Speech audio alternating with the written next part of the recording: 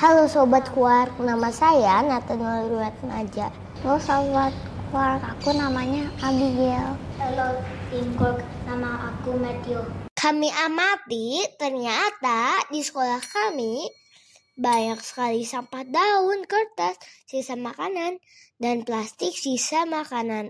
Berdasarkan pengamatan kami di sekolah, hampir semua sampah dibuang sembarangan dan tidak dipisahkan berdasarkan jenisnya, sampah organik dan anorganik.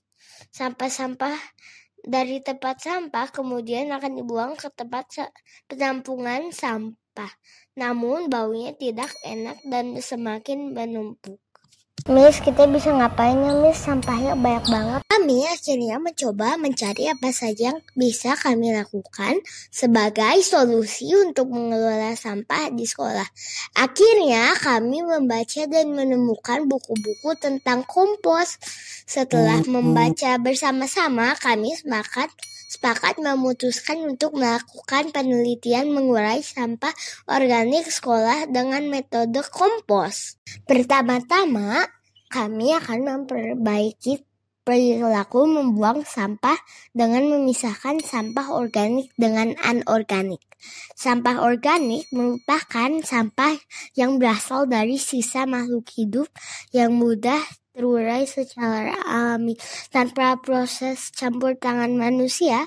Sampah anorganik adalah sampah yang sulit terurai. Kami juga mengedukasi teman-teman dan warga sekolah lain untuk membuang sampah sesuai dengan jenisnya. Nah, setelah kalian mengetahui tentang sampah organik dan anorganik, kalian harus memisah kedua sampah itu dengan tepat. Sampah anorganik di tempat sampah kuning, sampah organik di tempat sampah hijau. Tahapan penelitian kami adalah galon pertama kami lubangi banyak, galon kedua dan ketiga kami lubangi sedikit. Kemudian kami memasukkan tanah ke dalam 3 galon. Galon ketiga diberi cacing tanah. Setelah itu kami memasukkan dan mencampur sampah organik dengan tanah masing-masing. Selanjutnya kami melakukan observasi dan mencatat hasil observasi kami setiap hari.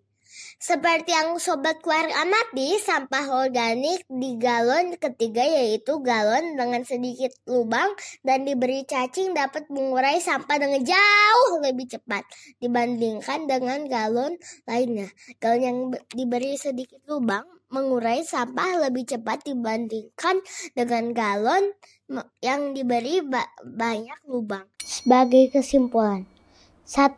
Edukasi teman-teman mengenai perilaku membuang sampah dapat membantu menjaga kebersihan dan kelestarian lingkungan. Sampah organik dapat dibuat kompos menggunakan wadah yang diberi sedikit lubang dan cacing tanah. Kami nilai kembali ternyata teman-teman di sekolah kami semakin terbiasa membuang sampah sesuai dengan jenisnya dan ikut tertarik membuat kompos. Lingkungan sekolah kami menjadi lebih bersih. Jadi, Sobat Kuark, ayo menjaga kelestarian lingkungan dengan membuang sampah pada tempatnya dan sesuai jenisnya. Kita juga bisa membantu proses penguraian sampah mandiri dengan membuat kompos. Sobat Kuark juga dapat mempelajari dan mencoba cara-cara lain selain kompos untuk mengurai sampah. Ayo kita berani belajar, bereksplorasi, dan beraksi untuk bumi. Terima kasih.